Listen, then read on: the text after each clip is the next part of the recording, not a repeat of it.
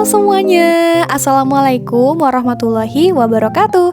It's me Fajria. Aku ucapin selamat datang buat teman-teman yang baru aja ada di channelku. So di video kali ini aku akan memenuhi janjiku sama teman-teman semua, yaitu aku akan bikin video tentang cara mengisi planner 2022 RA Planner Bookstore. Baiklah, tanpa berlama-lama langsung aja kita mulai ke videonya. Nah, seperti yang teman-teman tahu, fitur dari RA Planner 2022 ini lumayan banyak dan agak berbeda dari tahun sebelumnya, tapi menurut aku ini sudah cukup memenuhi kebutuhanku di tahun 2022.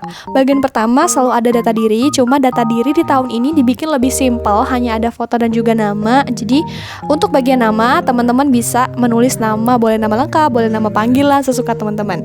Oke, kita beralih ke bagian agenda penting. Di agenda penting ini menurut aku dibikin sangat simple tapi rapih gitu.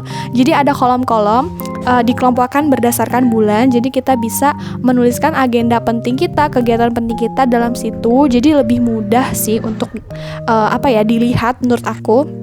Di sampingnya ada bagian kolom refleksi, isinya itu apa sih?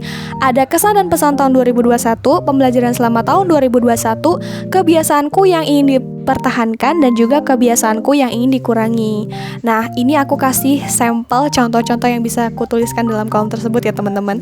Teman-teman bisa sambil simak apa yang aku tulis deh. Kalau misalnya kelewatan bisa di-pause. Oke, kita beralih ke bagian targetku tahun ini. Nah, target tahun ini itu menurut aku juga lebih oke. Jadi RA Planner itu sudah kasih petunjuk sama teman-teman semua. Teman-teman bisa baca, bahkan ada contohnya juga.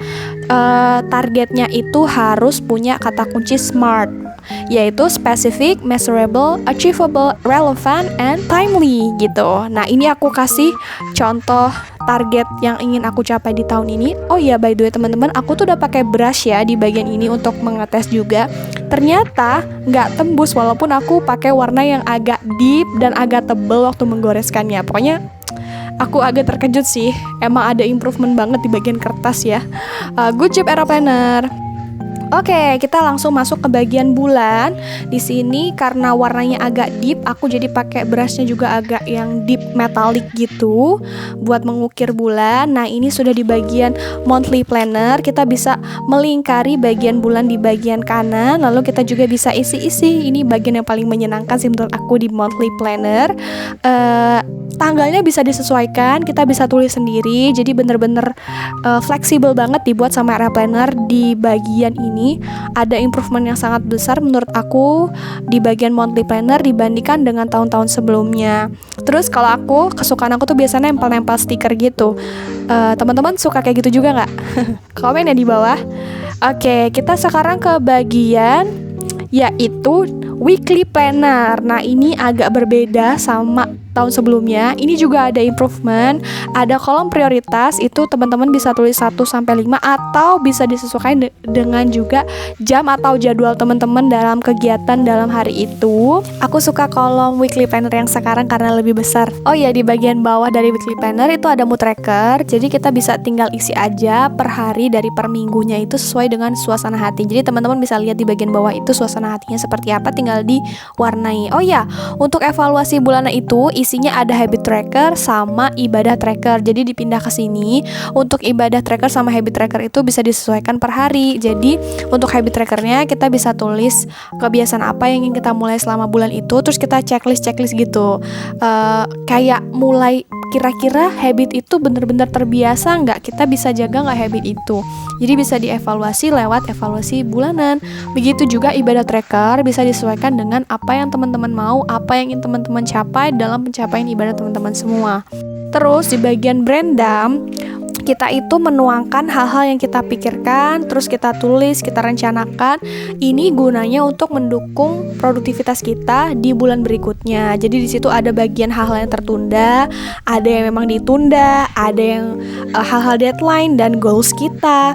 Terus jangan lupa suruh ngapain, terus apa yang kita pikirkan, ide baru dan ide project. Jadi terakhir di bagian catatan ini teman-teman boleh isi apa aja sih.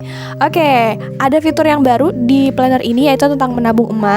Setahu aku juga udah booming banget ini fiturnya, teman-teman juga mungkin udah pada tahu. Jadi kita itu kayak ada piramida menabung gitu, tapi tujuannya untuk menabung emas. Jadi sejumlah tabungan kita itu emang disisihkan untuk tabungan emas, terus kira-kira nanti dikumpulkan akan dapat berapa, itulah yang akan kita capai. Selanjutnya kita beralih ke fitur yang gak kalah menarik, yaitu tentang hal yang ingin dicapai. Nah, menurut aku fitur ini akan memotivasi aku dan juga teman-teman semua untuk beralih dan juga merencanakan, kayak kita disediakan bulatan-bulatan gitu, gunanya kayak melis hal-hal apa atau skill apa yang ingin dipelajari di tahun ini. Jadi bikin produktif juga kan.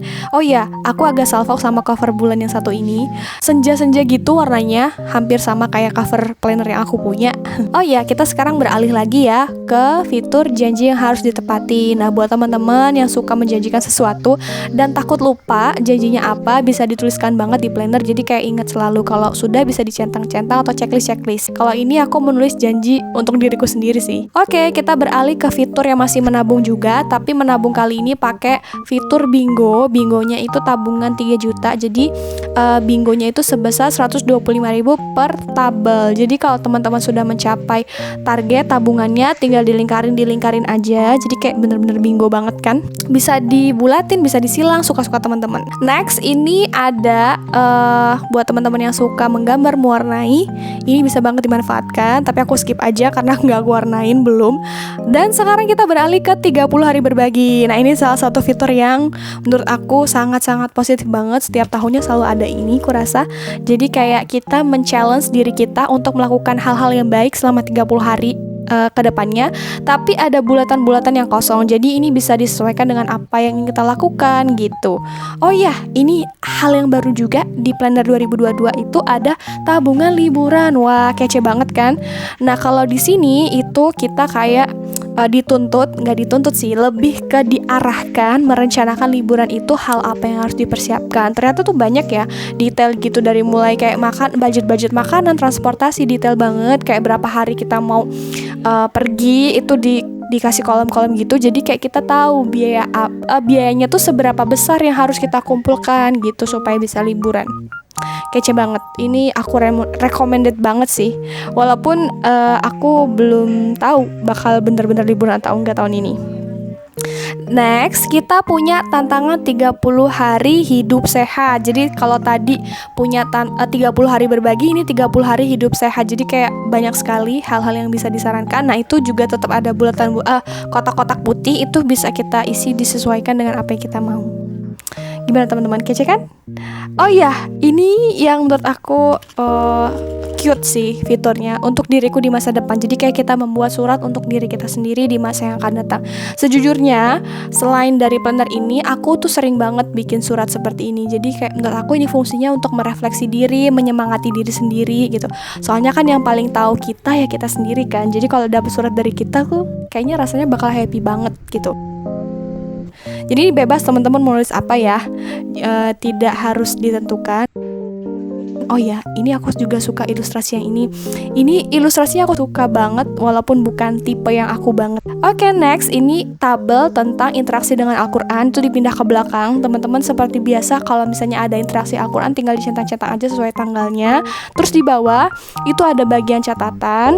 Nah, kalau aku, ini akan aku manfaatkan untuk ngisi tadabbur ayat aja. Karena kayaknya tadabbur ayat di fitur ini kayaknya dihilangkan. Oke, yang terakhir itu ada target Ramadan. Wah, ini kita isinya nanti di bulan Ramadan ya. Dan juga ada Ramadan Tracker. Ini fungsinya sama, cuma beda khusus di bulan Ramadan buat teman-teman yang muslim. Oke, targetnya apa? Terus gimana cara memenuhi target itu? Wah, ini keren banget sih. Jadi kayak gak cuma target-target doang, tapi gimana caranya bisa menuntaskan. Terus untuk Ramadan Trackernya, ini bisa disesuaikan seperti menulis ibadah tracker. Jadi kurang lebih sama. Oke teman-teman, segitu dulu gimana caranya aku menunjukkan mengisi planner 2022 RA Planner Bookstore. Terima kasih banyak buat teman-teman yang request dan juga udah nonton video ini sampai akhir. Jangan lupa untuk like, comment, share, dan juga subscribe channel YouTubeku. Sampai jumpa di video berikutnya. Aku akhiri. Wassalamualaikum warahmatullahi wabarakatuh. Dah.